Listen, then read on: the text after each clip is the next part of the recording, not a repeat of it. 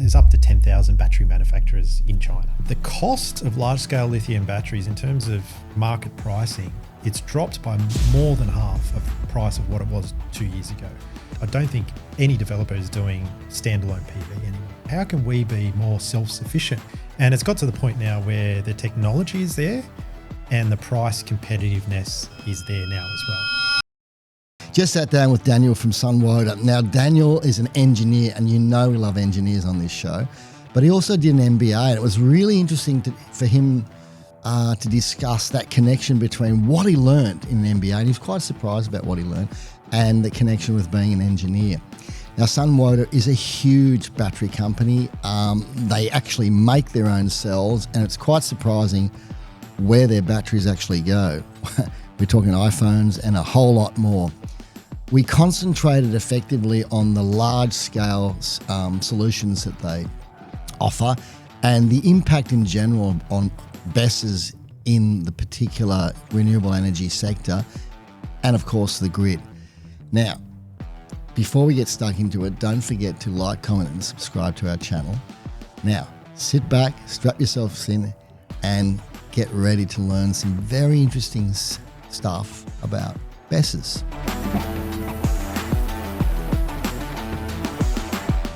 Sydney, University of Wollongong, engineer, please explain. Yeah, let me take you back a few years. Please. So back to the early 2000s, and this was still in high school, so I hadn't even started university.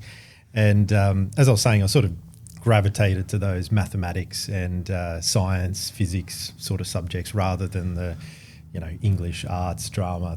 That wasn't my side of the brain. So I don't know if this translates in Victoria, but in Sydney back then for your HSC, you had sort of a standard mathematics and then you had a 2-unit maths, which most people sort of did. Pure and applied, was it? That's what we called it, yeah. I don't know, maybe it's a little bit different, but sort of 2-unit was your sort of standard sort of maths that most people did. And then if you wanted to be advanced, you could go 3-unit maths, and then you could go up to 4-unit maths, which sort of no one really did because it was quite hard.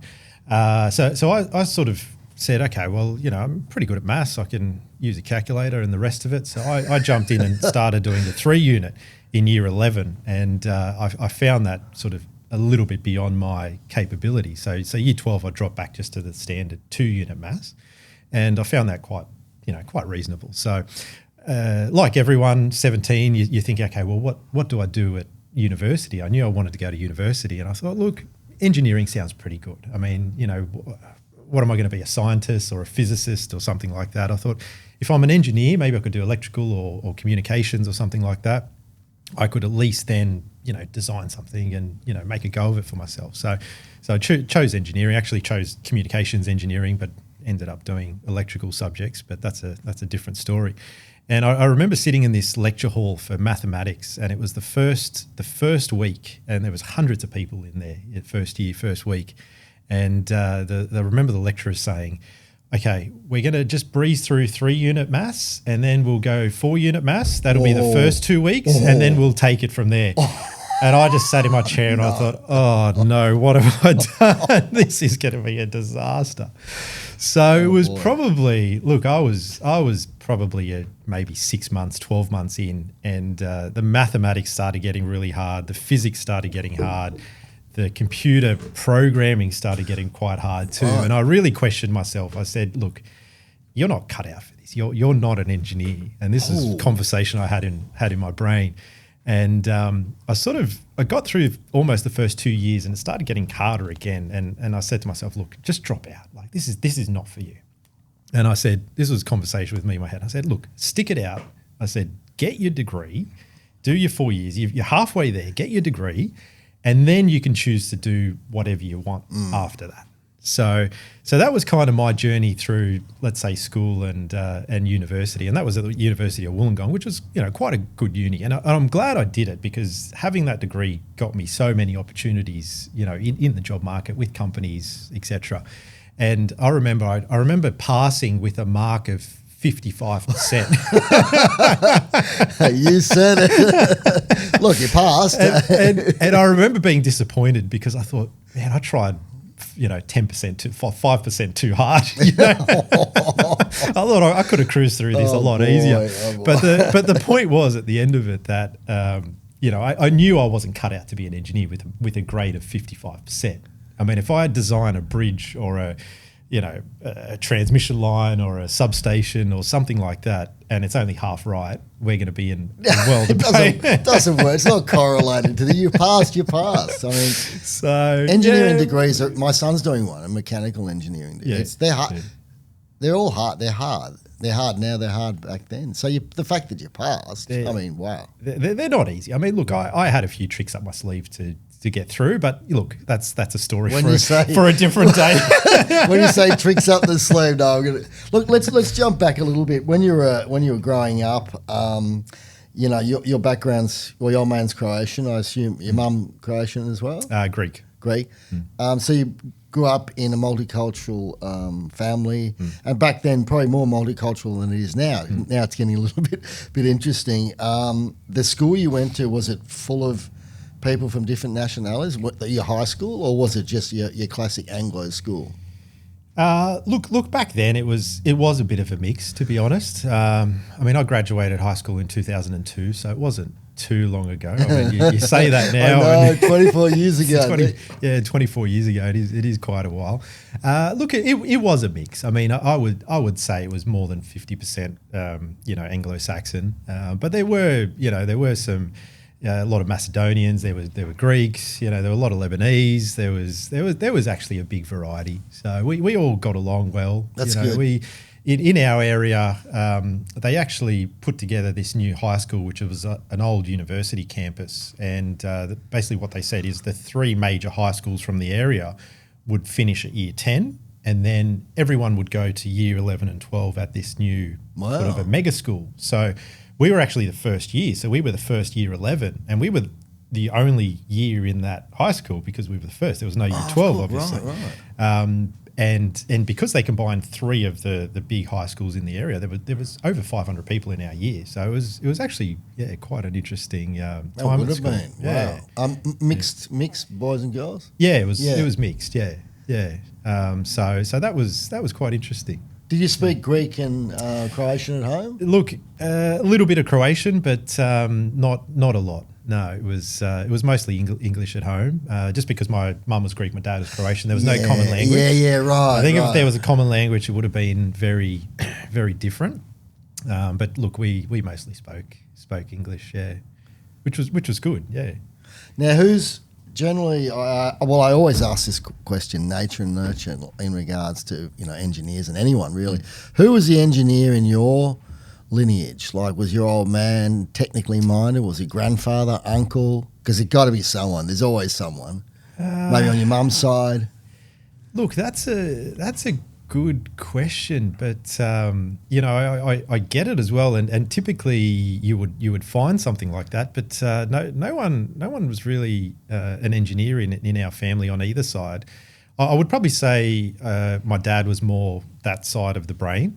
He was actually a dental technician. Right, okay. But attention to detail. Yeah, and a lot more than me. Like, I know he's very particular, where I'm a bit loose and ready type thing. I would say I'm probably half.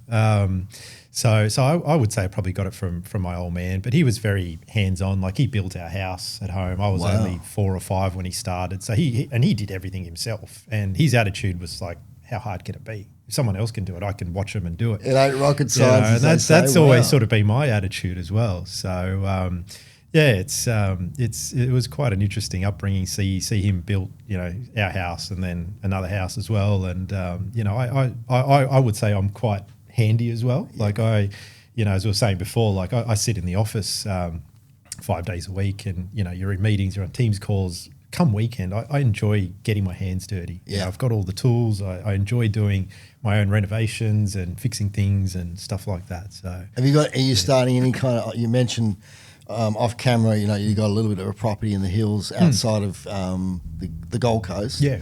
Are you thinking of like putting a garden in, or what are you doing? Filling it with indigenous plants? What's the plan for that? Well, I've actually we've got 10 acres sort of up in the hinterland. That's a lot of work. Yeah, it is. But look, I mean, I don't know how much time we have today, but that's probably a story in itself. But quick summary on that. I mean, I've always wanted some acreage to sort of get out of the city on the weekends and take the family and stuff like that. So I quite enjoy that side of it. And as I was saying before, being quite hands on. So we've actually just finished a little while ago building a cabin out there, and I own and built that. So wow. Long story short, but I wanted to do as much of it myself with the help of my old man and my father-in-law, my wife's dad. Had a bit of help along the way with trades and things like that, but as much as we could do, we did. And even from the fact of, my old man and we actually went to a large acreage property west of our place, and we cut down all the ironbark trees. So we actually cut down all the hardwood. Right. And I took my tractor out, and we dragged it back to the road, put it on a crane truck, took it back. What, milled it all My up? old man has got a sawmill on a trailer. Right, yeah. So he actually just bought it, and he was really keen. He's watched all the videos and YouTube, and he said, "Look, I'm ready to go. Let's do it." So okay, great. So cut all the timber, brought it back, and he actually milled it all for me. But I don't know if you know Ironbark. He would have buggered the saw. Oh, he went through 10 blades, and he was cursing me. Why did you pick that particular species? Yeah. And I needed 50 mil thick by 240 beams. Wow. And the longest, most of them, because we built our own trusses, so we built all the trusses, milled the timber, and most of the trusses the longest ones were 5.6 meters. Wow. So it's a big tree to get that profile out, and especially for your first time. So yeah, shout out to my old man. I'll have to get him to watch this podcast. So did you pay for the blades, or did he pay for the blades? Look, I didn't actually pay for anything. I thought he's my old man. I think I might have bought him a nice bottle of whiskey. Yeah. But I did buy him a nice chainsaw. No. Because well, that's to do the milling. It's funny, like in our family, it's like, okay, do we get you a present? But you got to get him a present that actually helps him do more work. That's I understand. Yeah, we're quite practical. So he had an eye on this Husqvarna. It was a oil injected, with a 20 inch or 21 inch bar, and it sounds amazing for a chainsaw. So I ended up buying him that because he was stuffing around with a little one. I said, look, these trees are too big. I said, you need a good chainsaw. So that was the story. And then on this property we ended up putting in all off grid. So I wanted to be talk about this a little bit because you're an engineer. Yeah. You're not a Sparky, but it's quite ridiculous. An electrical engineer. I have this conversation a lot that they can't actually do their own electrical work. I mean, it's ridiculous. But anyway, so you got an off-grid system. Yeah. Tell me, did you go down the Victron or the Selectronic path, or what did you do? Tell us about the components. Yeah, so I mean, full disclosure, I did have an electrician because I needed someone to sign it off, and it was a full build. But I was quite hands-on as well and quite involved. And because we're in the industry, and we probably should talk about the industry eventually. But going to a lot of the trade shows, you sort of talk to people and you find out what's what. And I ended up doing quite a lot of research, and that. I mean, you guys, I think, are in that C&I space, traditionally. So you know the space, and it seems like there's hundreds of manufacturers and distributors, and you kind of think, how do I navigate through this market? And with my background and a few contacts, I sort of picked the ones that I thought, okay, these quality seems quite reasonable, the support seems quite reasonable, and I didn't want to go overboard. For me, I wanted something that you're not living there, are you? Where it's just a weekender. What I mean? So I wanted it to be just enough, and my budget was probably only about 10 grand. Full disclosure, and I wanted to get solar. I wanted inverters. I wanted lithium batteries. You would have got the batteries cheap though. I mean, Look, from Sunwoda, and we might talk about them later. Of course we will. They do have a good domestic residential solution, but it's not CEC accredited. So, bugger. Yeah, so they're working on that. They're working on it. They're working on that now, so they can get into the market. But once again, the market is quite saturated, and that takes time as well. It does. So anyway, sort of going back, I ended up talking to the guys at GrowWatt, and I hadn't heard much about them, but their pricing was really competitive. I was a little bit concerned about the quality and the support, because they're sort of, I would, no offense to them, but I would probably put them in maybe a tier 2 sort of class. I wouldn't put them in the tier 1 with, all the other Sungrows and Goodwees and, all the other sorts of people. But I did my research on the inverter, and that's sort of the backbone of the system. I thought panels, okay, whatever. Panels, as long as they're tier 1. I can buy a panel now for $90. Yeah. So panels, they're cheap. If I need to replace, I've got 20 panels. I can replace them in a day or whatever. Like, I'm not worried about that. The batteries, okay, that's a different story. But I wanted to start with the inverter, and I wanted something that was completely off-grid. So I don't have a grid connection. Mm-hmm. Would have costed me, I priced it up, it's probably about $6 or $7 for a grid connection on this property. Well, they're not that expensive, but yeah. Hey, but you like the idea of being completely self-sufficient. Yeah, and that was kind of my ethos as well, totally because it was the same with the water, and obviously we built a lot of the place from scratch. So I sort of did my research, and I liked their inverter because they had a really nice 5 kilowatt off-grid inverter.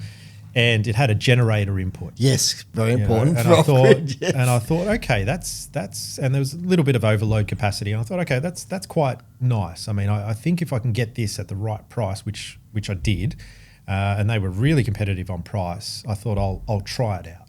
And I sort of, while I was building, I sort of just started with a much smaller system, because I just had a little shed and a barbecue area and a sort of kitchen outside. And I thought, if I set up just a very small basic system, and then I can build on that once I finish the house and the big machinery shed and everything like that.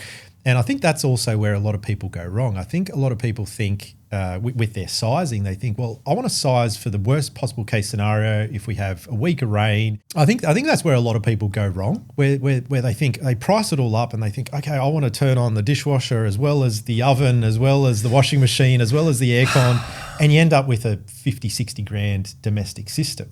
My thinking was the complete opposite. I thought, okay, if I'm quite careful with the power and, especially with wife and visitors, and I say, okay, well, let's put the dishwasher on in the afternoon. I might set the hot water system on the timer, and you sort of work your way through it. And I thought, if I start with a smaller system, the way they're designed these days is they're very modular, as you know. So I can start with one inverter and I think I started with like a 5 kilowatt hour battery pack. And then I said, okay, well, now that the house is finished, now I can put a second inverter and I can add another 15 kilowatt hours of battery and add another, set of solar panels. I think it was 8 kilowatts of solar. And that seems to be going pretty well at the moment. So, and I'm finding, okay, if I don't have enough, I can always plug the generator in for a couple of hours, charge the battery, or if I'm finding I'm constantly doing that, I can then add a third inverter and another set of batteries and maybe another string of solar panels. Yeah, it's a balancing act with the off-grid. When I started, when panels were $10 a watt, you didn't put that much panel on. And in fact, a lot of the earlier jobs were going from complete genset 24-hour a day. The first thing is we put a battery system in, reduce genset runtime. Then we put an inverter in, et cetera, and and you have to ask the customer, are you happy for the generator to go every day? Well, fine, you don't have to spend that much on batteries and et cetera. But if you're wanting the genset to come on 5 times a year in winter time, well, then you have to be prepared to spend the money on the energy storage component and obviously the production component, being the solar or the wind or whatever. So you're right, and as you said, you're talking about a weekender. So it's good to start small because you can experiment. And I really like what you said about you were looking at the consumption side of things, reducing the consumption, and then, as opposed to, I want the big screen tally in every room and all that rubbish. Yeah, well, it's not even reducing consumption. It's really about staggering your consumption, isn't it? Yeah. Just not so, because I think we've just been grown up in this society where you want to flick a switch here, there, everywhere, the whole house, and you just expect everything to work. And it's always been like that. And that's fine. I mean, everyone has a right to electricity, but I think when you're designing your own system and you're paying for your own system, you're not sizing it to, cater for, let's say a 20-minute peak once a day. I mean, if you're smart about what you use and you can stagger those loads and it's a sunny day, I mean, it's, you can go nuts, but you've just got to stagger them throughout the day. That's what I've found. I think what you're saying, it's more like living a little bit with nature. Oh, yeah, the sun's shining, then we do this. Sun's not shining, maybe we don't do this until the sun shines. Yeah. And it's just being observant and being in sync with what goes on a bit. Yeah. Wow. It's so are you intending to eventually maybe move there, or is it? Oh, look. But it's. I mean, I always say I've built this as my retirement village, let's say. Gotcha. So I don't know if my wife's completely on board with the idea, but it's it's there when we need it. We've got a young daughter who's just started school.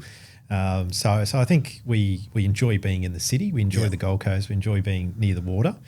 But it's always nice, I think, to have this as and I always call it my backup plan as well. So, I don't want to get too political or too conspiracy theorist, but you go as much as I always like to have a little bit of a backup plan in life, where I find, okay, if things start getting a bit abnormal, at least I know I've got 60,000 litres of water. Yep. I've got an off-grid system. I've got fruit trees. It's somewhere you've that got we fruit can, trees as well. Fantastic. Yeah, well, they're getting there. We've planted about 50 sort of from scratch. And, wow. I don't want to turn this into a horticultural show either. Why not? That's talking about all the big topics now. What you put in any avocados and things like that? Well, where we are up there is on the granite belt, so we're about 800 meters above sea level. Okay, and that's basically the most southeast point of Queensland. It's the coldest part of Queensland because of the elevation, and it's the most sort of eastern part as well. So that area is known for all the stone fruits. So I think it's peaches over 90% of Queensland's stone fruit is grown in that because they need they need a chill. They need the frost. They need the frost. Yeah, what about apples? Could you grow apples? Yes. Yeah. Wow. So it's kind of a bit like I feel it's a bit like Noah's Ark, the fruit trees. We've just put two of everything. That's really good because if you don't plant them now, in 5 years' time you won't have it. That's the thing. Well, that's what they say. When's the best time to plant a tree? Yeah, it's 20 years ago. Yeah, but no. Right. Otherwise, do it now. That's great. You could definitely do avocados there because we grow them at our place. Okay. And we, as I said, 330 metres. We get the frost. Anywhere you can grow camellias and rhododendrons, you can grow avos. And funnily enough, avos are tropical, but they will grow all over the place. I mean, there's... Okay. So have a look at them, and maybe Hass is probably your best bet, I'd say, for cold tolerant. That's some good advice. Thanks, Veli, because I hadn't thought of... We love avocados. Oh, mate, you grow them. Get it. Don't... Look... We've got a couple from seed that eventually did produce some fruit after 10 years, but don't buy the grafted version and you're guaranteed fruit about 5 or 6, but buy a few. Anyway. Well, it's funny you're talking about grafting because our neighbour there, a massive shout out to him, he's helped us so much, all the neighbours have, but this one particular guy, he's 82 and he still works. He's got a vineyard, he plants vegetables, tomatoes, cucumbers, the whole lot.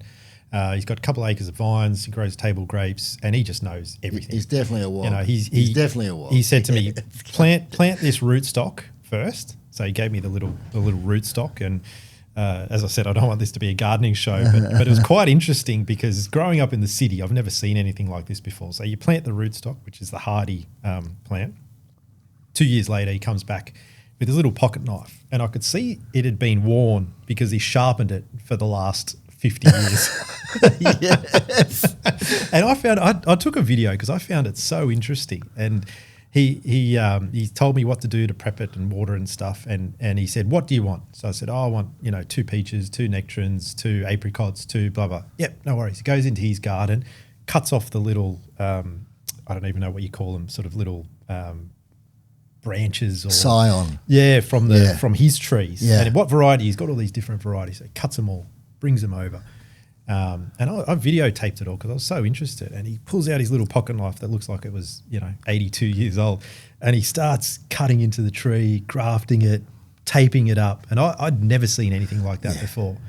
And I looked at it and I just thought, look, this is amazing. Like, this is how trees start. This is how it starts. Yep. It's not going to a supermarket and, putting stuff on a shelf and weighing it and paying for it and taking it home. I was mind blown. I just thought this is amazing. It's amazing how when you're putting the cambium layers together and then they just come together as one, and you wrap the horticultural tape, and after a while take the tape off, and it's like, hey, this is coming from another tree connected to a rootstock that has the right properties from a strength perspective. They do it for all sorts of things. They do it for roses and stuff. There's it's pretty amazing, isn't it? Yeah. So why can't we talk more about culture? No, I love it. But we'll get there eventually. Don't worry, Charlie. So there's a couple more stories to go before we get to the business end. Excellent. Now this is really good. Now I got to ask you. You're not just an engineer.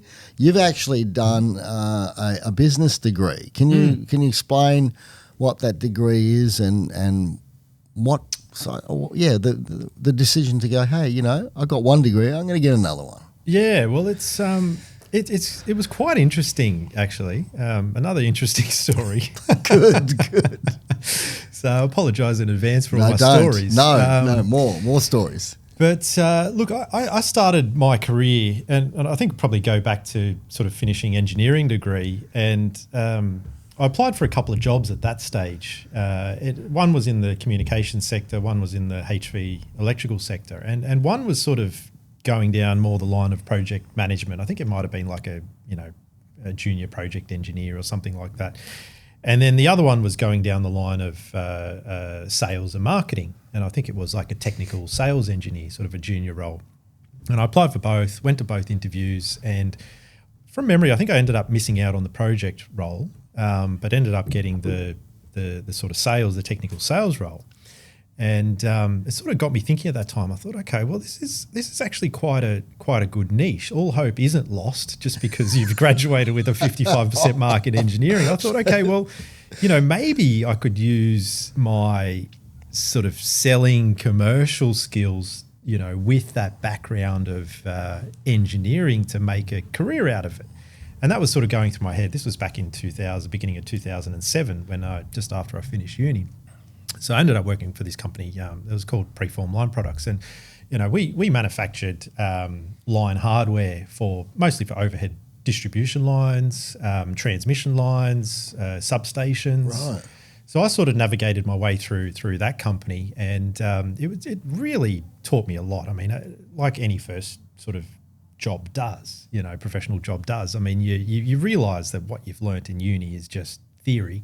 Yes. And once you're on the ground and you're going, you just think, look, this is just a different world. I didn't realize this actually happened in life. Like you've got to relearn everything again, and it's the theory can't help you. It's all practical experiences and business knowledge and reading people and clients and the whole type of thing. And I remember my boss at the time, he was a really good sales guy. He was our sales director, and he would have been, I don't know, maybe late 50s or something. And he was a hard boss, but he was fair, and he looked after me, taught me a lot. And I still remember one time I called in sick one morning. I think I've only been sick once or twice in my whole career. And he called me up and he said, look, he says, if you're sick in this company, he said, that's fine. He said, just let me know where to send the flowers. Is it going to be your funeral or your hospital bed? Oh, what a badass. So this was 2007. So it wasn't, I mean, that's 20 years ago now almost. But it was, he was old school. He was old and school. I just thought, yes. that really stuck with me. And I thought, look, you're right. I said, unless I am in hospital, I can come to work. I can do my job. And that sort of stuck with me since the beginning. That company sort of taught me a lot. I was there for about 6.5 years, and I still remember my first business trip. This was really interesting because I just thought, wow, work's going to pay you to go away for a few days and for your flights. Yes. And they gave me a company car, they gave me a credit card, and I just thought, wow, I've hit the jackpot. This is amazing. It's absolutely amazing. And my first business trip, I remember, was to Perth. We had a trade show in Perth. And I thought, this is fantastic. My boss says, look, I want you to go. This was 2007. And he said, I want you to go I said, great. Where do I sign up? This is going to be fantastic. And he said, so go along, and you're going with Tony and Derek. And I thought, Tony and Derek. I thought, shit, these guys are almost 60. Like, this is going to be the worst trip ever. I was only 23 or something. Yeah, I can understand that. And I kid you not, Veli, I had the best time of my life. These guys knew how to do a business trip. Yeah, wow. You know, we were taking customers out. We were going for dinner. We were drinking every night. You know, it was. I had a ball. I can't tell you how good a time I had. That's great. These guys. It was midnight. I remember we were there for 3-4 days. I remember on the last night it was midnight, and I said, guys, I was 23. I said, guys, I have to go to bed. I'm done.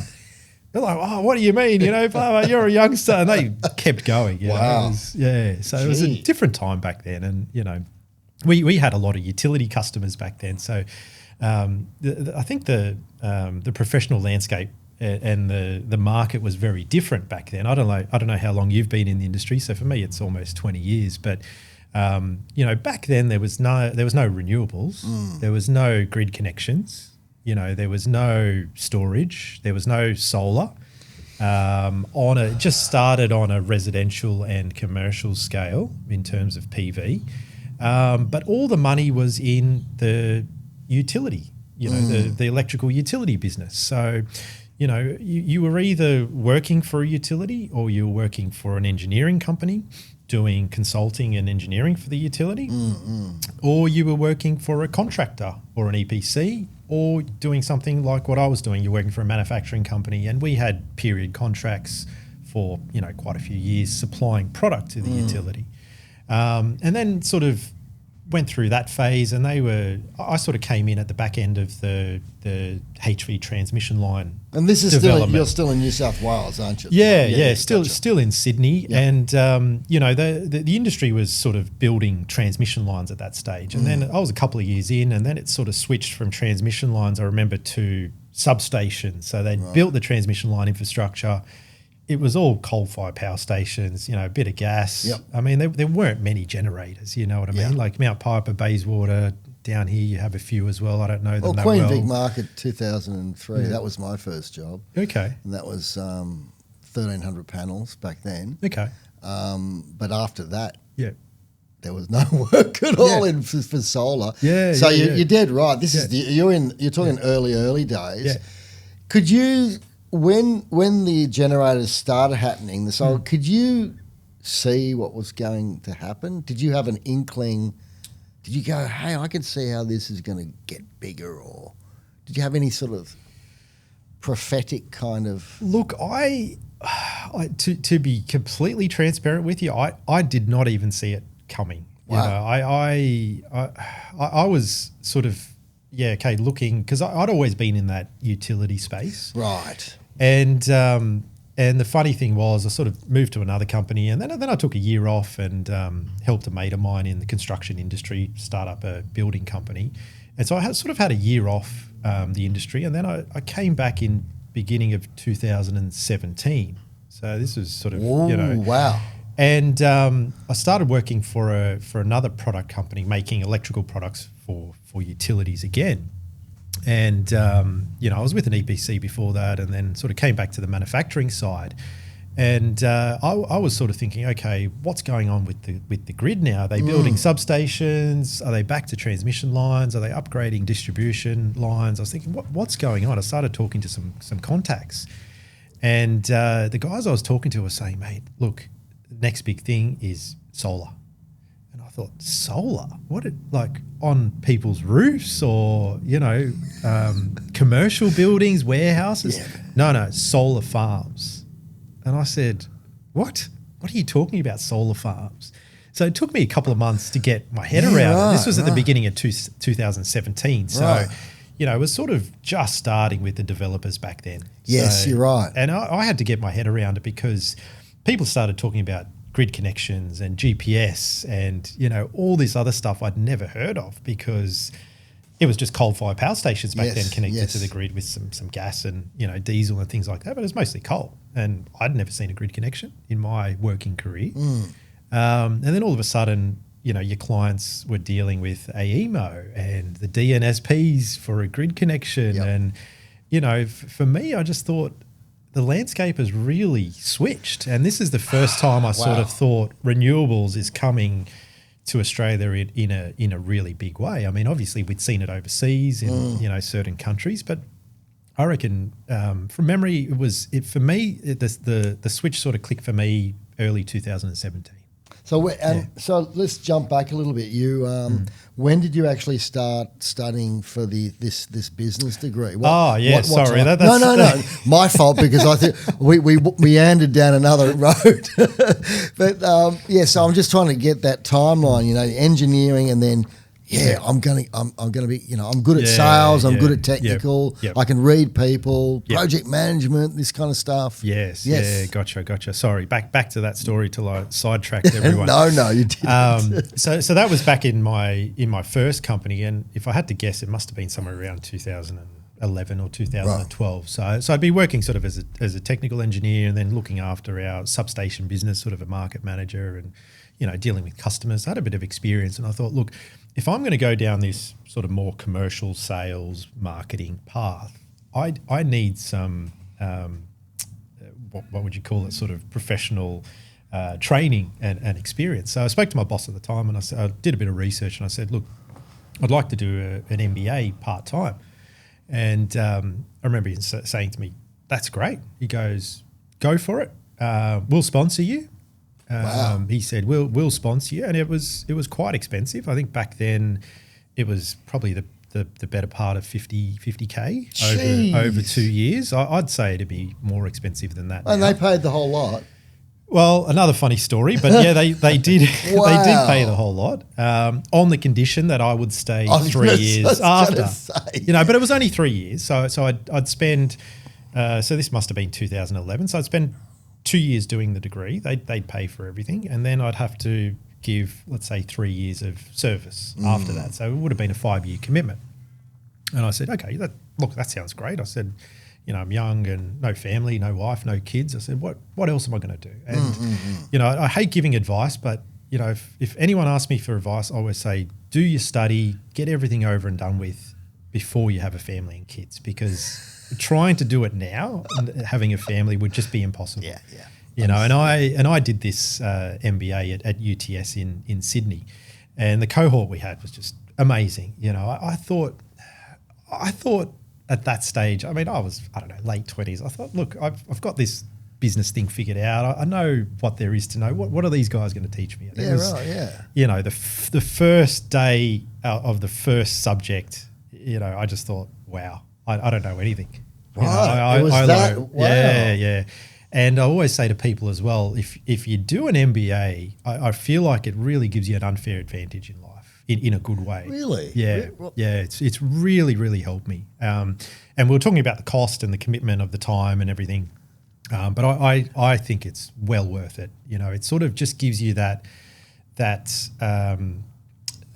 what would you call it? Sort of that mindset behind the thinking of let's say a CEO or something like that.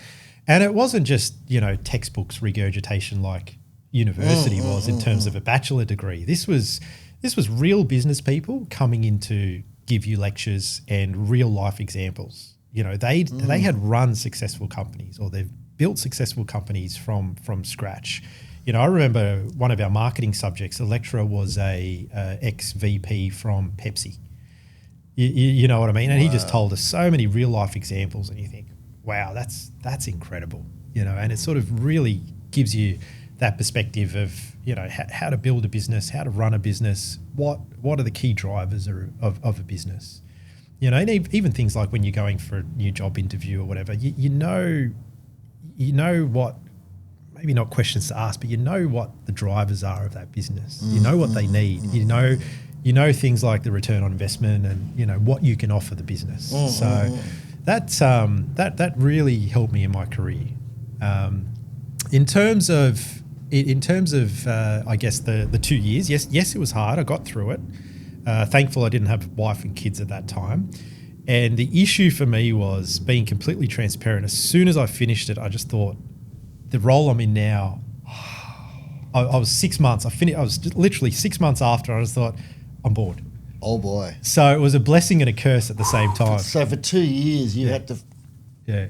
swallow that boredom, or what did you do? See, the problem is I'm not like that. No, guy. I was going to say, it seems you wouldn't be. No, you'd be going to do something. So what did you do? I guess a normal person, logical thinking person would have just said, okay, you got 2.5 years to go, just wait there. And I couldn't, there was no opportunity for me to grow there in the short. I think long term there would have been. But in the long term, I sort of thought, look, I'm bored. I found another opportunity. I spoke to my boss. I said, look, I found another job. I said, I've got to go. I've got to challenge myself. And he said, oh, okay, close the door. And I said, okay, no worries. He said, you got to pay back 50 grand. And I said, yeah, I get that. I can do math. And he said, I was expecting this, to be honest. And I said, really? Oh, wow. And he still went ahead. Yeah. Yeah. Well, I mean, it was no loss for him, was it? Oh, okay, right. I paid back the money. Well, most of the money. Net present value. So, I took a bit of a hit there with paying back the debt, which was fine. But then I increased my salary. It was an interest-free loan. Let's face it. That's right. That's right as well. Time value of money. Yeah. Go back to MBA. Yeah, that's true as well. NPV. Yeah, in terms of your MPV, you get the money at a discounted rate. That's right. So yeah, that was sort of that story there. Then I moved to another company and sort of I just wanted to push myself especially at that stage of my life. It's a big financial commitment to pay back 50 grand or so. Yeah. That's a lot. Especially... He didn't want a lump sum though, did he? Oh, it was a lump sum. Yeah, it was a lump sum. So, I mean, but I was prepared for that. I thought, okay, if I'm going to change jobs, I need to be prepared to pay back 50 grand. What, did you have savings or something? Or? Yeah, I mean, I had savings. Wow, that's still... We're Europeans, mate. You got to have some money under your bed or something, It's true. Very true. Wow. So what was that job, the next job you went to? Yeah. I started working for a sort of a smaller EPC integrator. They did a bit of manufacturing, but really sort of engineering focused company. We were talking off camera about this whole... the whole market, the whole scenario of people doing smaller jobs and then moving into larger jobs. And now that you work for Sunwoda, and I do want to talk about Sunwoda and who they are and where they came from and what you do there, what have you seen in the market recently that sort of surprised you, I suppose? Yeah, that's interesting. I guess take it back a step as well. Yes. We were talking about sort of 2017 and how we started seeing large scale solar come online, and we're you're looking at projects that started maybe 100 megawatts, and then 200, and then 500, and then a gigawatt, and it just started getting out of control. And I've always said, this is many years ago. I've always said whoever can come up with a way to store energy on the grid is going to be a multi-billionaire or maybe a trillionaire. I don't know, a gazillionaire. Who knows? I mean, no one's ever been able to do it in a big way. I mean, we've always had, things like pump hydro and things like that.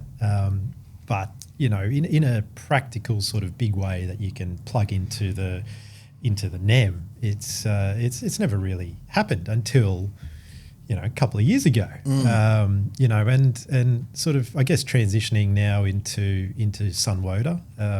I've been there now for 2 years. It's almost exactly 2 years, or just over 2 years now.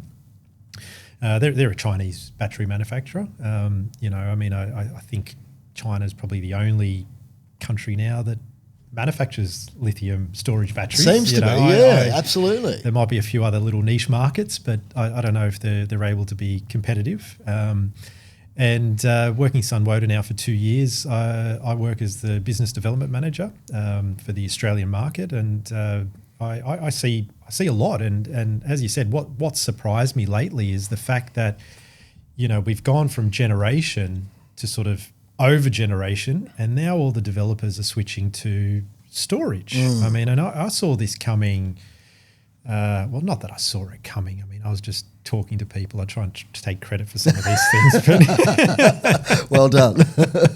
I've got to be honest. I mean, 3 years ago, you start talking to developers, and at that stage I was talking to them about solar in a previous role. And they all say to you, this must have been 2000 and forget what year it is. So it must have been 2022, 2023, let's say 3 or so years ago. And developers didn't want to talk to you about solar anymore. They're saying, no, we want to talk about batteries now. And I thought, okay, that's interesting. I'm learning every So they year. they were being proactive. Proactive, yeah. Okay. Because as we were saying before, I mean, we built so much PV, and you look at the NEM and you think, okay, well, how much PV can it handle?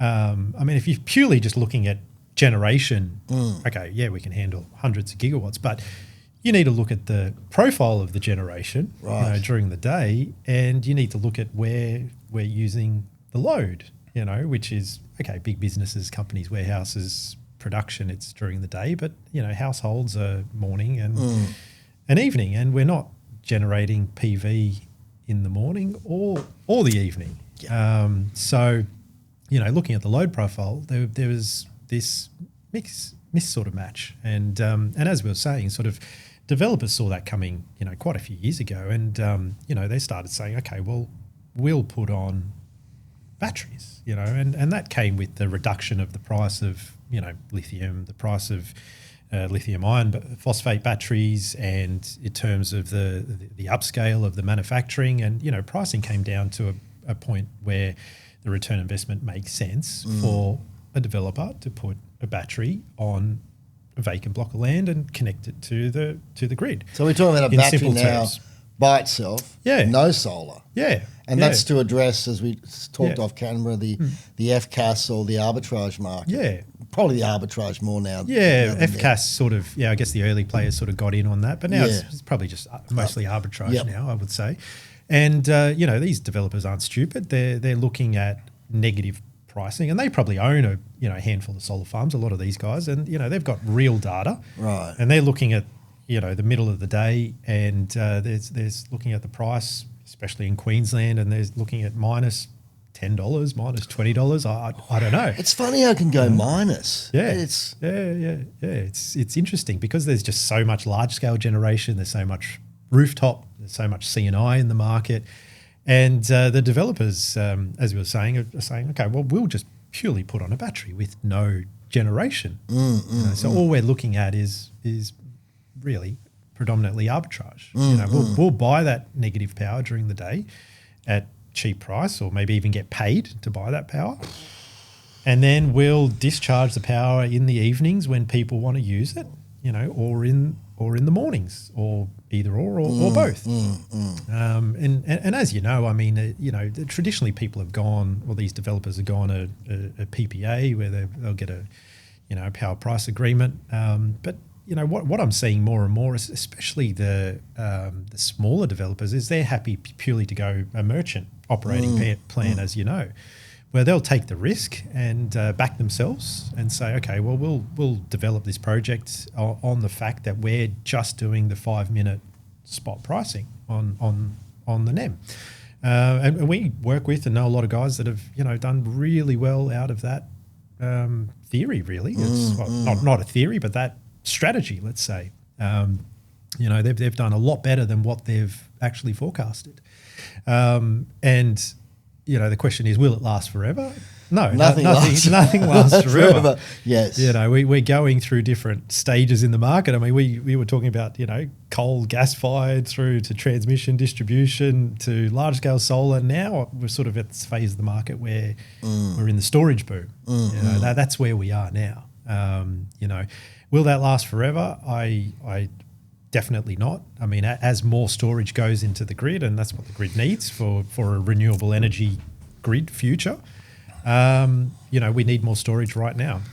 That might last. I mean, this is just my opinion, which, doesn't really count for anything, but it might be the next 2 to 4, 5 years. Does that take into consideration all the extra data centres that are being built as we speak? At this point in time, I believe in Australia we have 258 of them. Yep. Nothing compared to the thousands in the US and there are associated problems with potable water usage and all of that. Is your prediction based on the fact that we are, obviously there's going to be, hey, whether we like them or not, they're going to be built. People are going to transition to electric vehicles. The electrification movement is strong. People moving, total electrification of housing. Combine that with EVs, combine that with data centres, combine that with people's insatiable desire to consume. There's going to be a lot of energy required. It has to come from somewhere. Yeah. And when I say 2 to 4 years, I'm not talking about the energy transition or the demand on the NEM. I'm not talking about that. I'm literally just talking about this battery, just putting in solar batteries at the cheap daily sort of rate to soak up the solar. So you're right. I just don't see an end to this. No, I mean it's we're in the right industry. We're going for decades. As you say, like you talk about these EVs, you talk about data centers, you talk about sort of AI coming online, robotics. I mean, everything we're talking about uses a lot of power. That's the thing. I don't know how many gigawatt hours we're talking about, but in my mind, it's hundreds. Maybe more. I see this industry kicking on for at least the next 10 to 20 years. Yeah. I don't see how it's going to stop before that. But I see these sole battery or BESS only projects probably only making economic sense for the next, let's say, 2 to 5 years. Yeah. Maybe 4 or 5 years. And then, what's going to happen to your generation load profile with all the excess PV is that's going to flatten out because the batteries will soak that up. And then the developers would have to say, okay, well, now we need to go back and add more PV generation or wind or whatever the cheapest cost of generation is at that time. It's funny that wind is sort of slowed down a little bit in Australia, and I know it's much more problematic in regards to finding suitable sites. There's a lot of research. You have to put up an anemometer for at least 12 months, ideally 18 months. To find out what the wind regime is at that location. Whereas solar, it's a lot easier. It's like, okay, viable land is this area, they're getting this amount of peak sun hours. Okay, let's put it on. But now it's people not, as you said, people are not just thinking about solar. It's solar and batteries. There's no separation.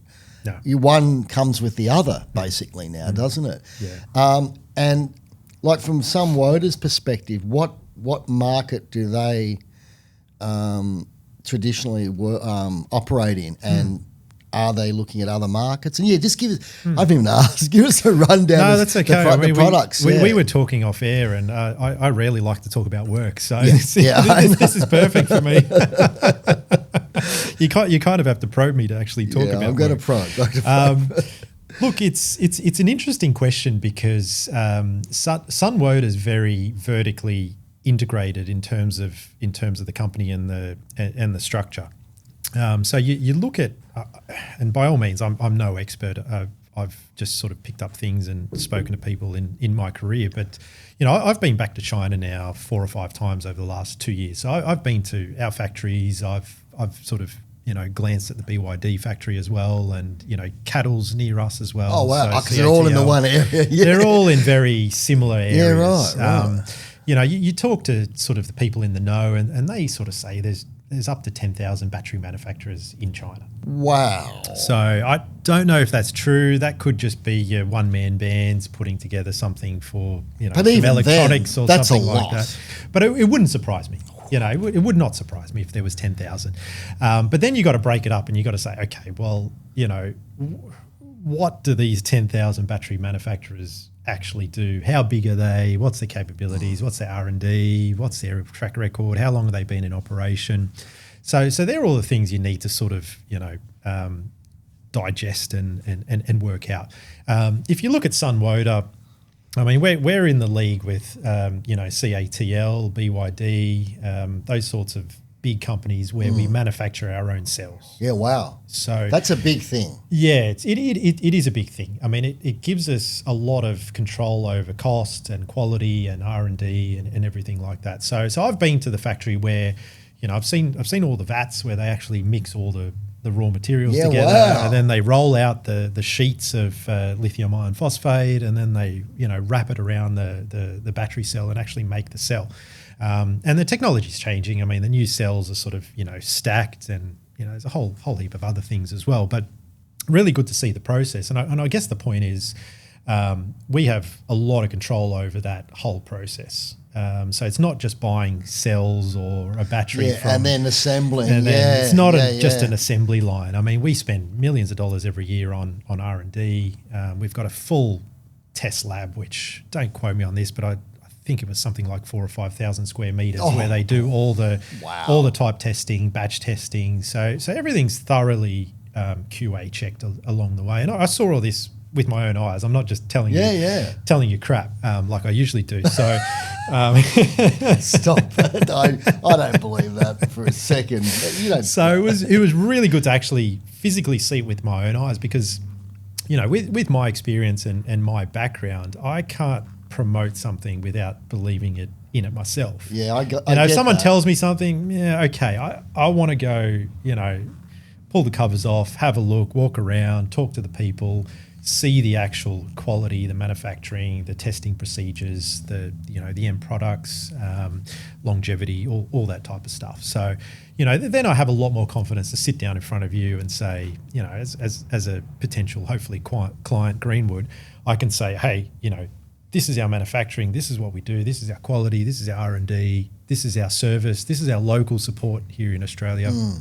And that's, that's the company. But as I was saying before, it's also my personal reputation and brand on the line too. I think that's quite important in the sales and business development market too, because then people that I've dealt with before can say, okay, well, I've worked with Daniel before. We've done this project together.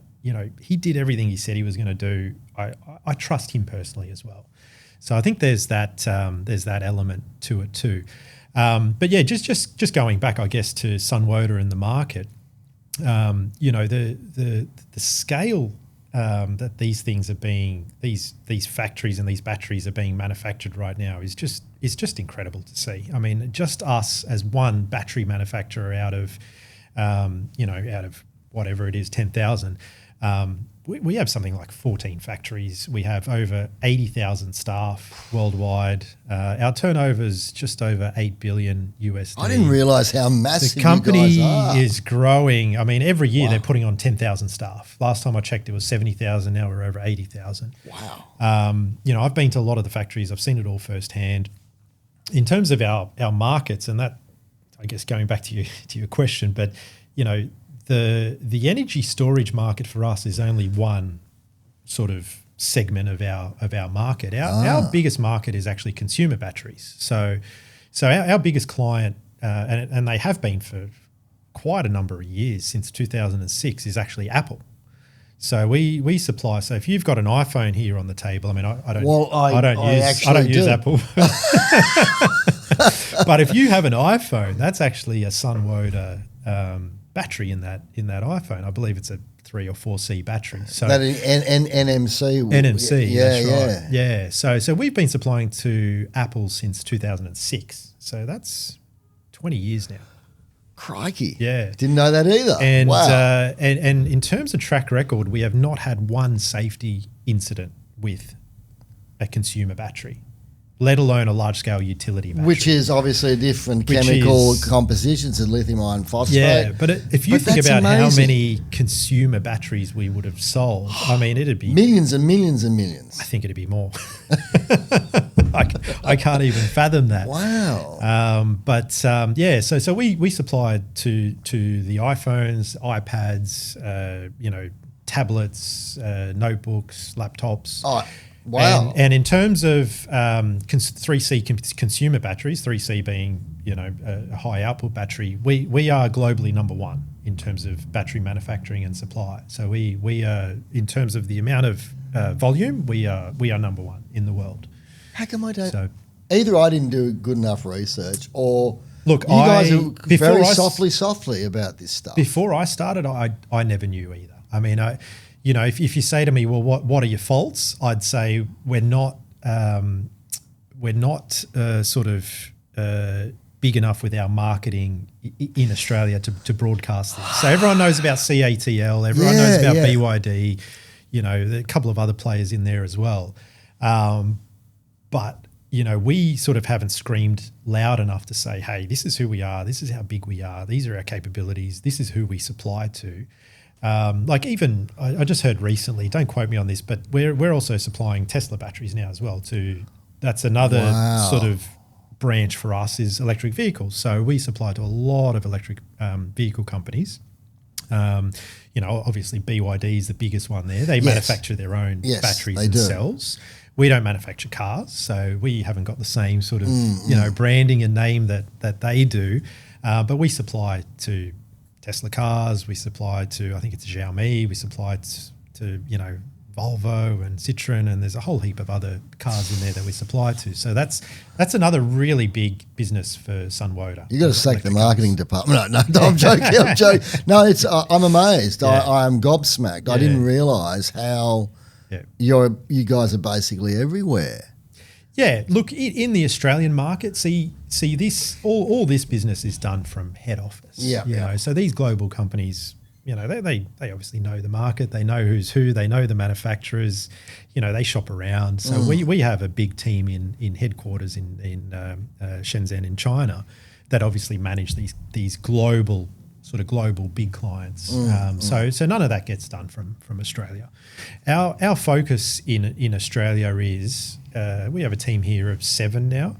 Our focus in Australia is large scale utility BESS. So that's our focus. So can you tell us about the modular? What are we talking about? Are we talking about a modular approach? Are they coming in like 100 kilowatt hour banks or 200 or what?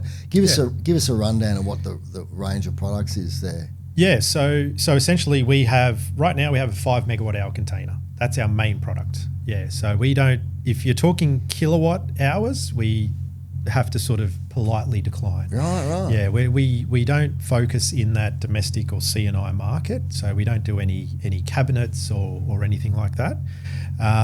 We focus essentially on that utility scale. So anything, our smallest project would be a 5 megawatt hour project. Wow, and then so 5, 10, etc. Yeah, in multiples of 5. Yeah, right. That makes a lot of sense, actually. Yeah, and that containerized system there's a lot of advantage to that because effectively it can be deployed on site pretty quickly.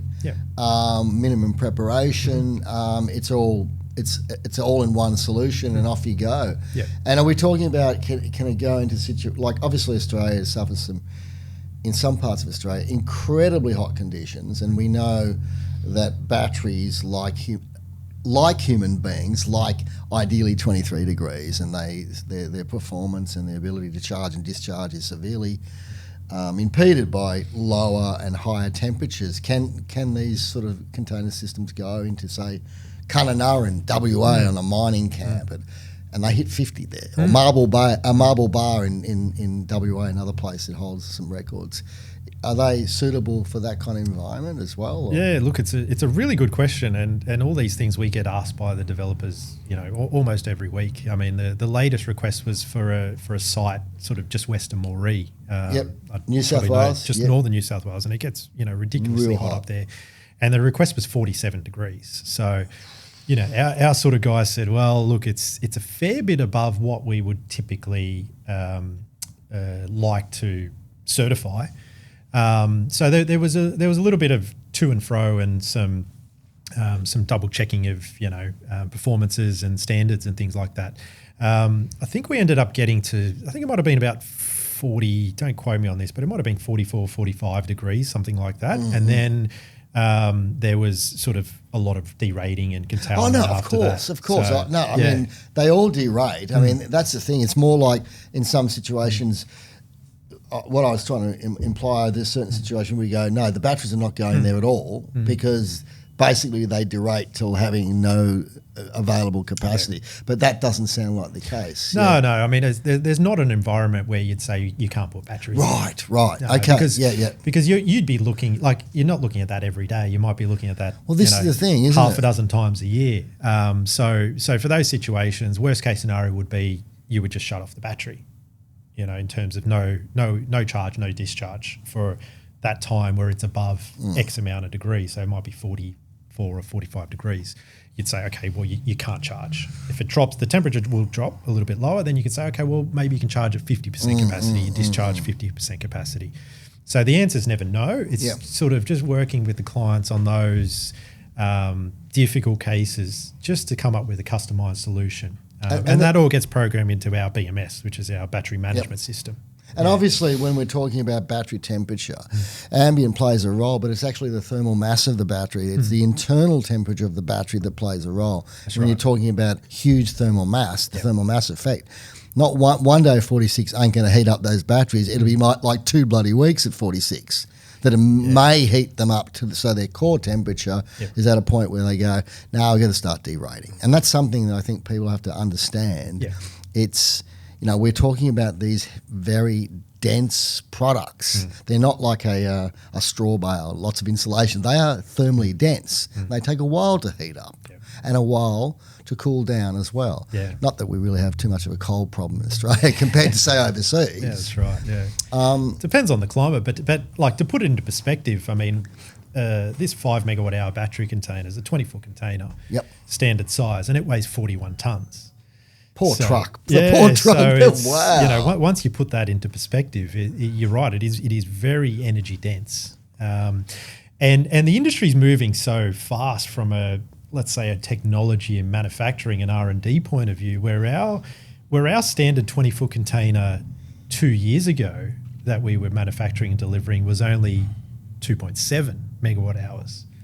So we've almost double the capacity in the same footprint in less than 2 years. Next year, hang on, with the same lithium chemistry. The chemistry is the same. How the hell did that happen? How do you do that? It's the way they design the stacking of the cells. It's a lot more dense. Right. So they take the same amount of cells are taking up less physical area without any deleterious effects in regards to the charge and discharge cycle. Yeah, so it's the same footprint, a lot more weight, so it's a lot denser. But you can just see how quickly this industry is moving. And to put into perspective again, by Q1 next year, our new generation product will be out, which will be another 20-foot container, and that'll be 6.3-ish megawatt hours. So not double again, but still a large increase, whatever that is, 20, 25, almost 30% increase in capacity. This is once again a lot more weight. You're talking about optimization problems and like talking about how do we pack this into a smaller space without any negative effects. My God! Now, obviously, I think I know the answer to the reason why you haven't gone a 40-foot container. They'd be too heavy. Too heavy. Of course. And 20-foot is a manageable, and also from a site access perspective, you're talking about potentially a smaller truck than a 40-foot. You know what I mean? You can get in on site and crane truck can lift it off, put into position, and that's really interesting. Yeah. What's your view on the whole communication side of things? Because it seems to me that the efficacy of any battery, especially a battery put on the grid by itself to address an arbitrage scenario, it's all about response time. What's Sunwoda and what's your thoughts on that? What's Sunwoda doing there? Yeah, look, I have to, full disclosure, I'm not 100% up to speed with the comm side of things, so I can only sort of give you my opinion. I mean, most of the time in terms of response is the battery will just follow the inverter, the PCS. So we don't manufacture our own inverter, our own PCS.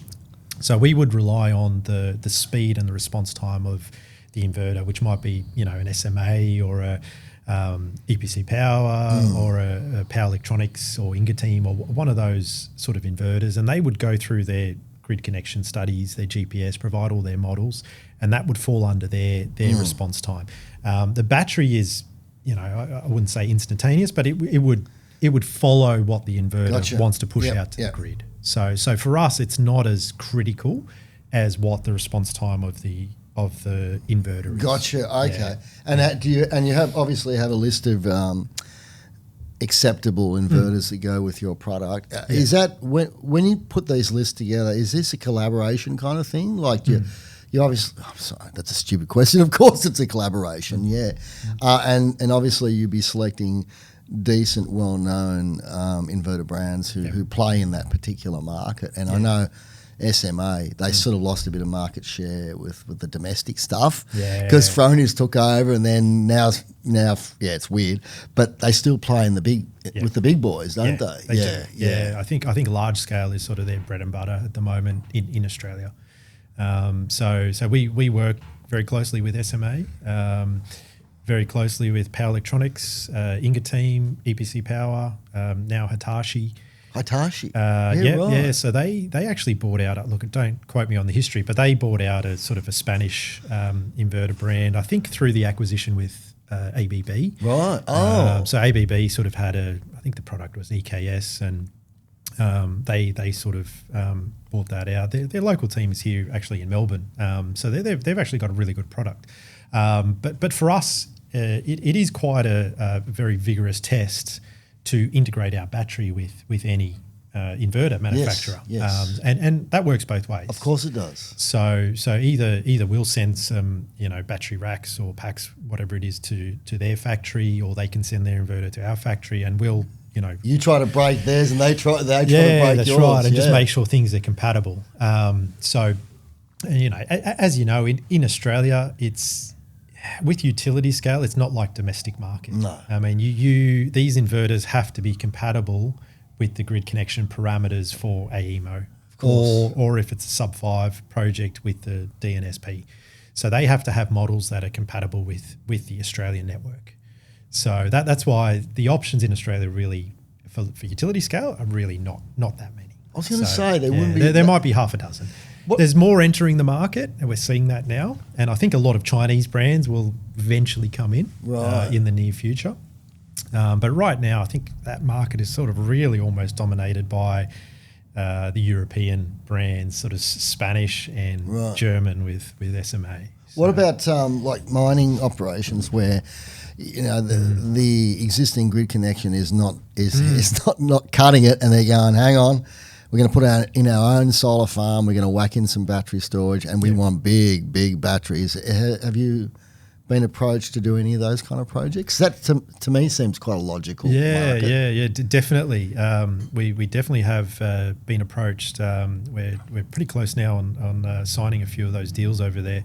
But you're right. I mean, that grid connection sort of experience and modelling is not so important over there. I mean, you're talking about these, microgrid, off-grid mines. They might be, sort of running, thermal generation, probably gas or something like that, or diesel. And they're sort of looking, going, okay, well, how can we add in renewables and then keep our sort of spinning reserves with a battery? And at the same time satisfying their ESG requirements and all the carbon accounting, scope 1, 2 and 3, and that minefield, which we won't talk about. It makes a lot of sense, and I think it's great when you've got a mining company who, let's face it, they've been forced to do this because of the, and it's, an economic reality. It makes financial sense, but they're actually incorporating renewable energy technology with the battery storage side of things, and of course the solar as well. Yeah. And those minings are always in areas with a massive amount of a solar, irradiation. So, and look, knowing these mining companies, it's great. They probably think it's great to be green and seeing ESG and all that, but I guarantee you they're not doing these things unless it makes economic sense. No, I mean this is the thing. It's that's the economic reality of the world we live in, isn't it? Which is a telltale at the moment, because what it's saying to you is, okay, economically it makes sense for us to switch from thermal to renewable with storage. That's right.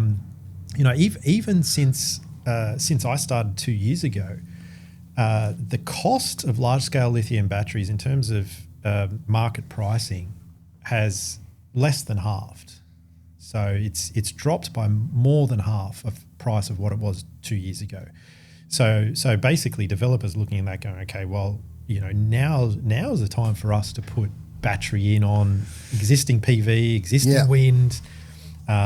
Build, as we were saying before, a battery-only project. And what we're seeing is I don't think any developer is doing standalone PV anymore. it's either PV plus BESS or BESS only. That's exactly right. Or going back and adding BESS to existing sites and redoing their grid connection. Absolutely. Yeah, so we're seeing a lot of that at the moment. What about the whole wind? What about the wind area? Because I know we touched on that a little bit. Because, I know with wind, they're more likely, like for instance, solar farms will be turned off, right? But wind is turned off a heck of a lot. And wind potentially can produce 24 hours a day. The reality it doesn't. But is that a market that you're looking to put maybe, these systems into some wind farms around Australia? Yeah, look, it's definitely a market. I think, look, I don't have a lot of background experience with wind. I think I've been to a few wind farms though, and I've seen them up close, and they're impressive parts of machinery. I mean, you look up and you think, I know, shit, they're scary. 10 times bigger than what they look, from, I know, from over on the hill over there. Huge. They're just massive. But I think it's more, going back to your question, I think it's more the community acceptance of wind hasn't really been the same as PV or BESS. And the fact that the environmental impacts and the planning process and just the length of time to develop those projects. Yeah. From what I've seen, as I said, I'm no expert. I think just the time and the cost and the community engagement to develop those projects puts off a lot of developers. True. You'll have your hardcore wind developers, like your Acionas and your Pacific Hydros and, these sorts of guys that, WindLab and those guys, that'll go, okay, yep, we're going to do this. But, you still see a shift from those traditional wind farm developers saying, okay, well, we can develop a solar farm in 2 years. Why don't we throw a few solar or a battery farm in 2 years? Yeah. Why don't we throw a few of these on the grid? Really nice return on investment while we're sort of developing that wind farm in the background. That's a good point. Are we targeting those markets? Definitely yes. They're going to need storage as well. One of our first jobs here in Australia was a little community wind farm up at just near Dalesford. Actually. Hepburn. The Hepburn. Yeah, the Hepburn. Oh, you've got a battery there. We've put a battery there. Only one container, so it's only a 5 megawatt hour. It's only a little one. But our claim to fame was that was the first 5 megawatt hour container installed in Australia. I think out of any of our competitors as well. So that's a community-owned farm. It is. Yeah. It's I think it was one of the first in Australia. Yeah, it's an interesting neck. Have you been down? No, I haven't. You know the job, do you? I know. Well, I know it only from looking at Renew magazine, and because that Dalesford Hepburn is it's a slightly alternative area down there. A lot of community spirit, and I'll have to show you the photos. They've graffitied our battery container.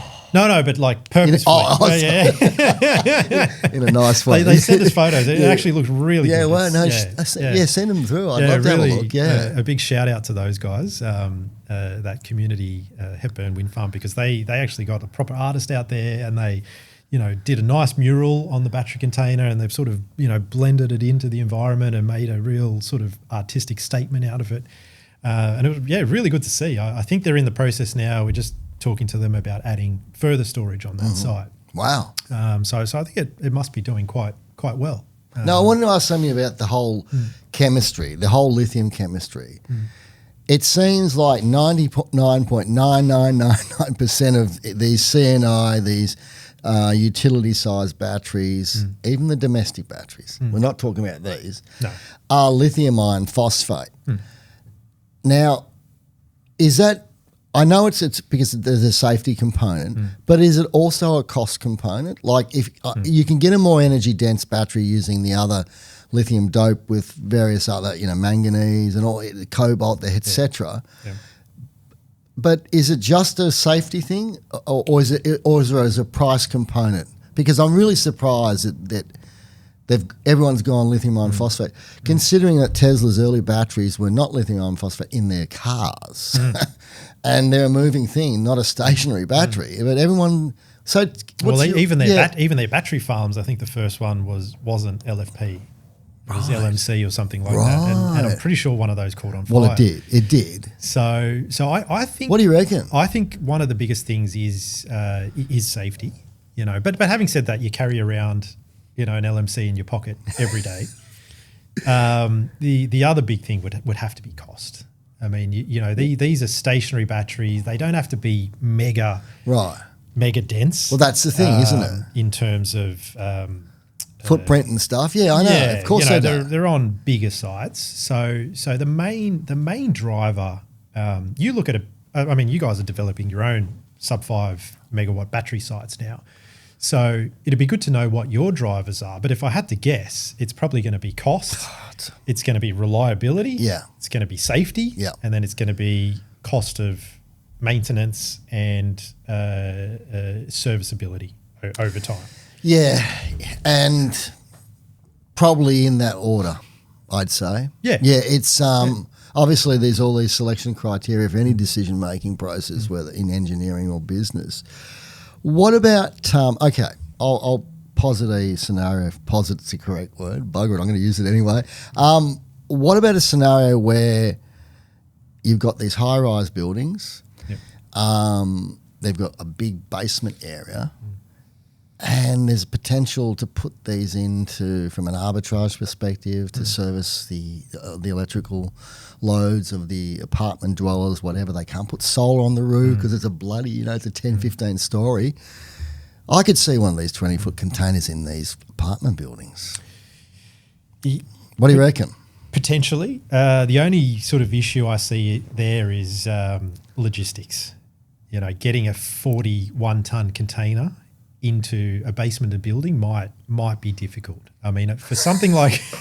Not impossible. Well, the size is not difficult. It's the weight. It's the weight. I mean, look, anything's doable. Don't get me wrong. But, we also have a cabinet solution, which might be somewhere around 300 kilowatt hours. You do have a cabinet solution? Oh, we do. We do everything. We do everything. So, we've got a cabinet solution, a bit of extra work for the subcontractor to wire everything up and daisy chain because it doesn't come as an all-in-one. But that's still liquid cooled. It's, same cells. It's still energy dense. It's just easier logistics-wise to put that in. We're also looking at, we don't have the product now, but our R&D team are also looking at a 10-foot container. Wow. Because there seems to be a lot of global demand for the next generation in a 10-foot container. So, we'd be talking just over 3 megawatt hours in a 10-foot container, which would still be quite heavy, but, potentially for the smaller C&I-ish type, larger C&I projects. Emergency situations as well. They could be, if they're not too heavy, they could be dropped in by a pretty hefty helicopter into areas. Also from a military perspective, I can see the applications there. 10 foot's a good little space. And for those who don't know their imperial, it's about 3 meters. 3 meters. About 3 meters. 3 by 2.4. There you go. Yeah. So, wow, that's really... And that's obviously a modular side, a modular. Yep. Now, and the nice thing, before we move on, I was just going to say the nice thing about those containers is everything's ready to go. I mean, I don't like the term plug and play because coming from your side, if a manufacturer says to you, "Hey, it's plug and play," you think that's bullshit. Bugger off, because we've had plug and play site delivered to site, and it's never plug and play. Never plug and play. So I don't like that term, but it's probably as plug and play. All in one's a better one. I like as it can be. Where you've got. Everything's in there. Your fire systems are already installed. Your cooling systems installed. So it's all water cooled. Liquid cooled. It's like a glycol mix. Yeah. All your fire, your BMS, like everything is ready to go to connect up your comms and connect up your DC power. Yeah. Okay. So I was going to say is there an application for these units to go into? I mean, there's substations everywhere. There's zone substations. Don't tell me what the difference is because I don't know. But anyway, there's all these electrical infrastructures that are part of the main grid, and you drive past them and go, God, you could easily put a few containers in there. Yeah. Surely that's a market to go after. Come on. Yeah, for sure. Isn't that a logical place to put them? It's the best place to put it. That's what I thought. Yeah. Why aren't they going in there? They are. It's it's really who's driving that market are the distribution utilities themselves. So they would typically own the land where the substation is. Right. They decide who connects and doesn't connect, so through the grid connection process in a sort of a sub-5 zone substation connection. And between you and I, these utilities or distribution utilities are actually looking to develop their own projects on their own sites. Makes sense. So it's really their business. You know, I think a lot of developers have probably approached them and said, "Hey, do you want to?" And they've probably thought, "Oh, yeah, that's a great idea. We're already working on it." You know, But they're going to be buying batteries from you guys, though, aren't they? Yeah, well, hopefully not our competitors, but yeah, it will eventually be a bit of both. But in terms of logical areas in the network, that is a logical spot in the network. You know, you don't need a new line, you don't need a new connection, you don't need any of that. You're connecting straight into the 11, 22 or 33 kV switchboard. So you're undergrounding straight in. It's simple from a grid connection point of view. So from what I'm seeing and talking to utilities, this is their bread and butter market. The other one would be universities. I mean, you think of, say, the University of Wollongong, University of Monash, Melbourne, etc. You're talking fairly big hectares of land. Yeah. Lots of parkland, lots of energy consumption. I don't know the electrical infrastructure, but I'm sure they've got multiple transformers on site. That'd be another place to put them as well. Oh, for sure. Yeah, I think anything that's a large user and most of their load is sort of, during the day or evenings, mornings, whatever the case might be. But as long as you've got space, rooftop to put generation as well. 'Cause Yes. I think that's the key as well. I think you want to try and be, and as we were talking about, at the beginning of the podcast, I think a lot of people, from a personal level to a company or a university level are thinking, okay, well, how can we be more self-sufficient? How can we take this to the next level where we can be sort of self-sufficient, look after ourselves a little bit better?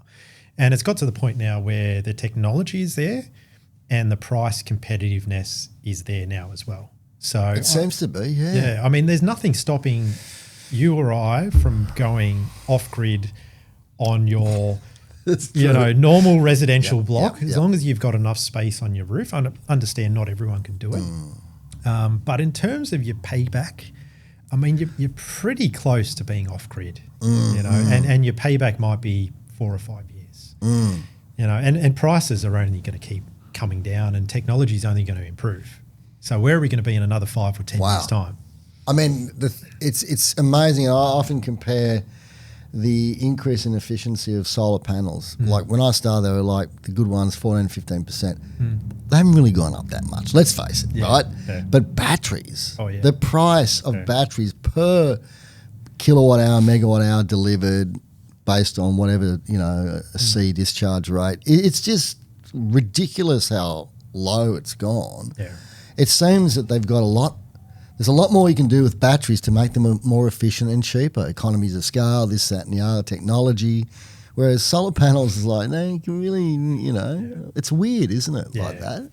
Yeah, I think the longer products have been in the market, the more they've reached their optimization level. I think batteries have got a long way to go. A long way. And your next question is going to be, okay, well, what's the next, technology in battery? What's coming next? Do we have solid state? Do we have sand batteries? Do we have, salt? Do we have? I wasn't going to ask that, and I'll tell you why. The reason is because it's easy to go there, but I really think what we need to deal with, because I can talk about, as we're talking off camera, there's all these weird and wonderful technology that may or may not actually work. We can talk about that, but really, I think we have to stick with the commercial reality of what's commercially available at this point in time, because we can speculate and crystal ball goes about, they'll do this, they'll do that, and the supercapacitor battery, blah blah, all this stuff.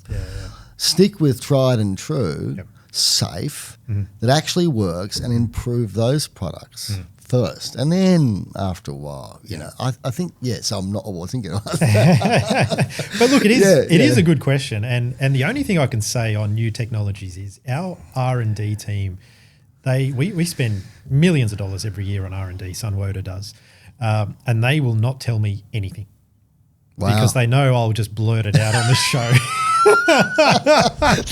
But they're I guarantee they're smarter than I am. I'll tell you that right now. They know you. So I know they have something or quite a few things cooking up in the works behind closed doors, but they are so tight-lipped. Wow. No, and they should be. Yeah. I mean, because the person who can crack the next, they're like, they're the new Elon Musk. Wow, that's that. So I look, I'm honest with you. If I knew, I'd tell you. No, but I'd say no. Cut that bit. Cut that. No, only joke. We're not cutting it.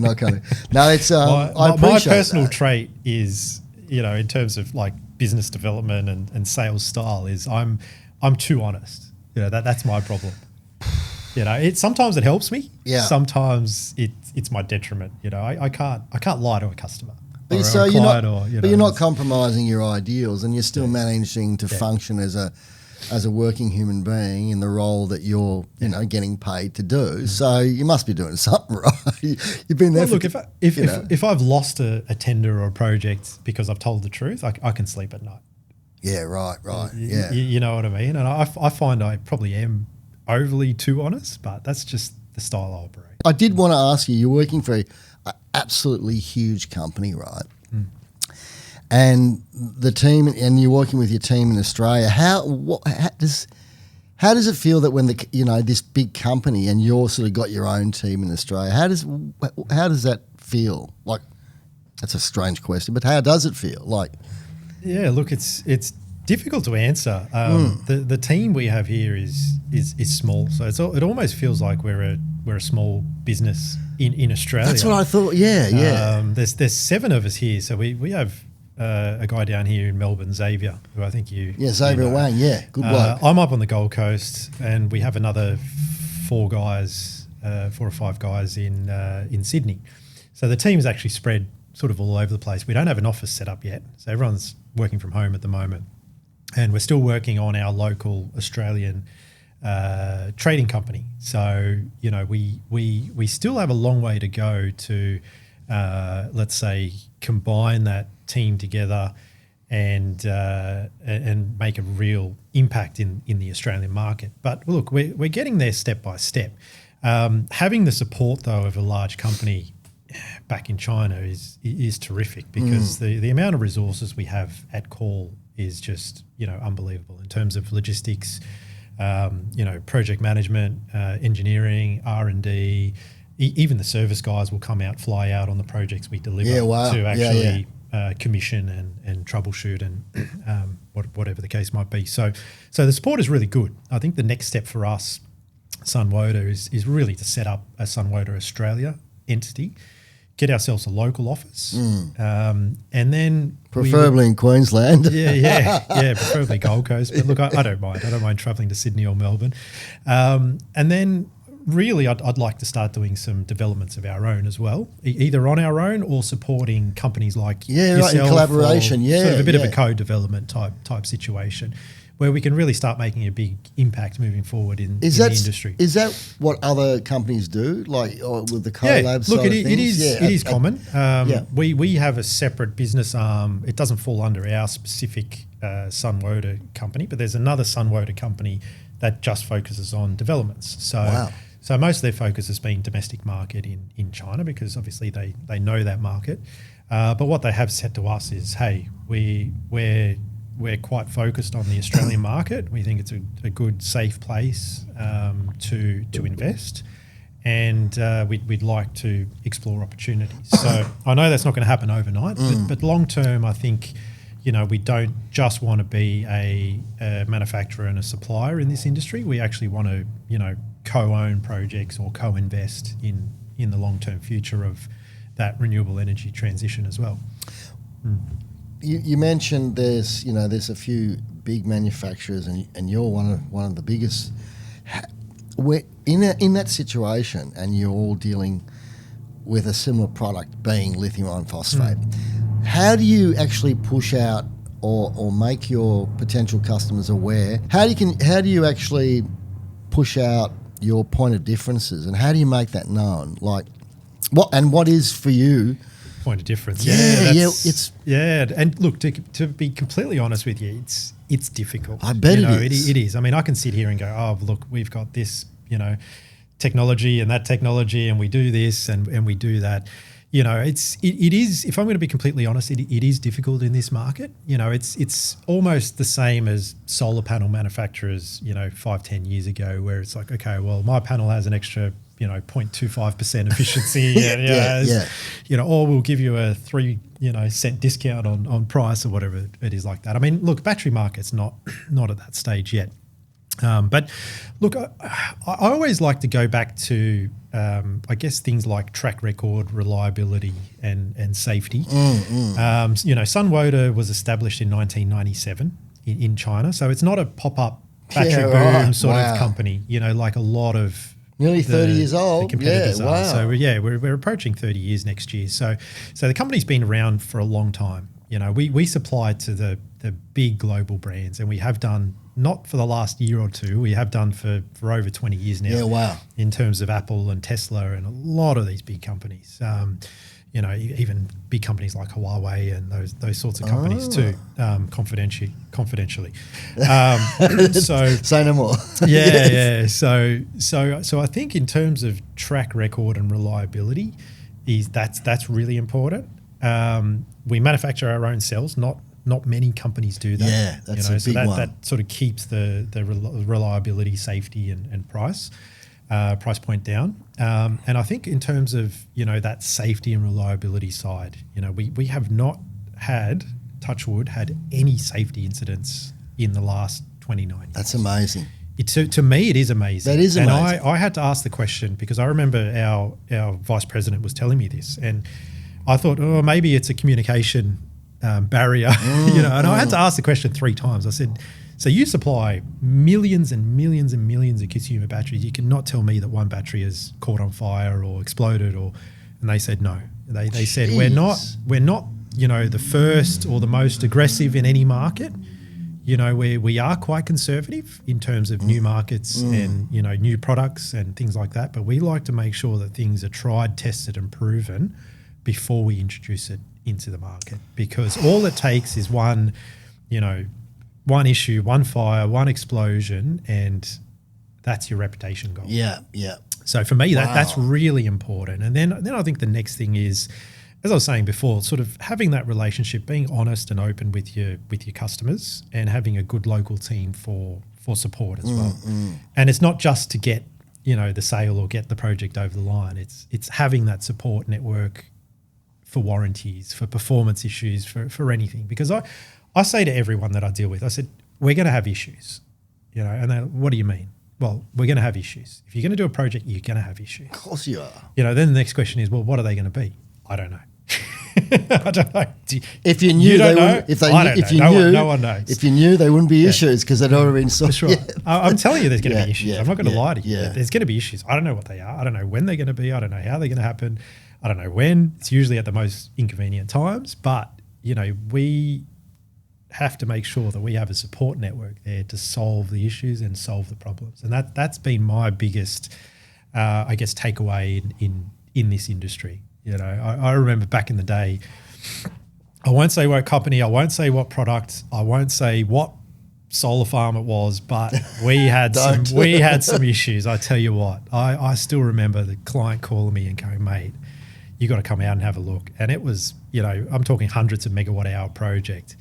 And I remember going out there and I just looked and I just thought, we have some big issues with our products here. And I called the client, he was the operations manager, and I said, mate, he goes, what's going on? What's happening? I said, it's like it started with an F in terms of the word. And I said, we've got some big problems. And he goes to me, mate, I love you.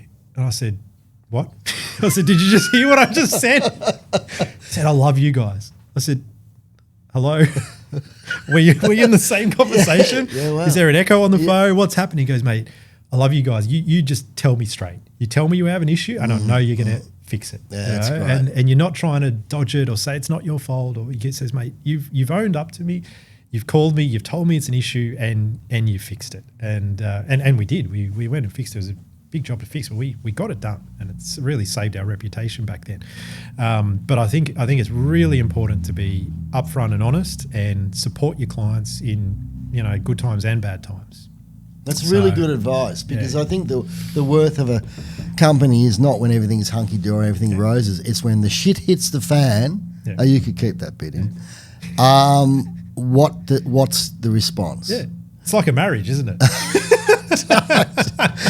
Oh, that's for part. That's a topic for lunch. Part two podcast. Part two. I've had a great time, and I reckon anyone listening to this podcast will have a fantastic time. It's not only informative, interesting, it's been heartfelt, and obviously you're a very honest person, and it's really come through. And thanks, man. Thanks. That was great. No thanks, problem. Daniel. Cheers. Thank you, Billy. Thank you.